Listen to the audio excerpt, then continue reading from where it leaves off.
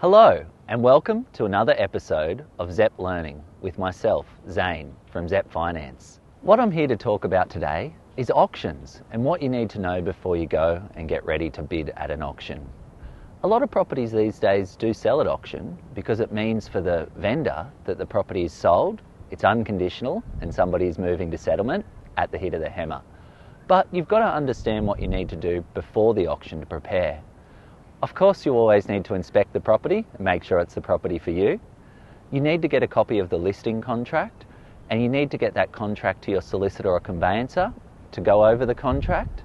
If there's any terms that you want to change on the contract, you need to get that agreed with the real estate and the vendor's solicitor prior to turning up at the auction. You also need to have had any reports completed that you want.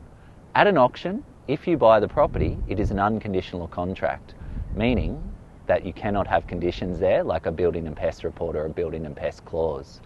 So you've got to make sure that the building and pest report is right and there's no issues with that report. The other thing that you need to do is you need to make sure that you have a deposit ready for the day.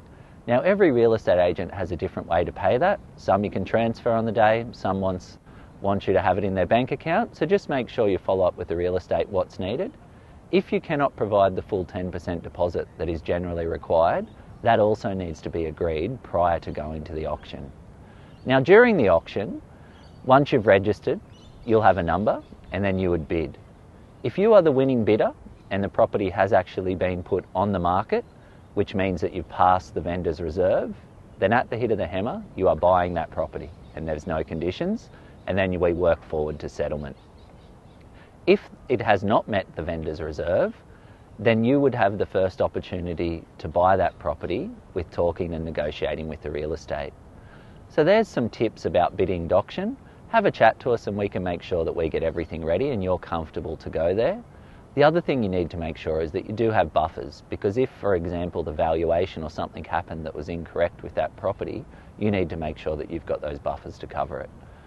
Thank you for listening today, and I hope that's given you a lot of information. As always, our website is a wealth of knowledge and there's so much on there for you. If you would like to look at the Learn tab, there's a whole heap of fact sheets and calculators, and the Videos tab has tons more videos for you. Thank you for watching. I look forward to talking to you soon.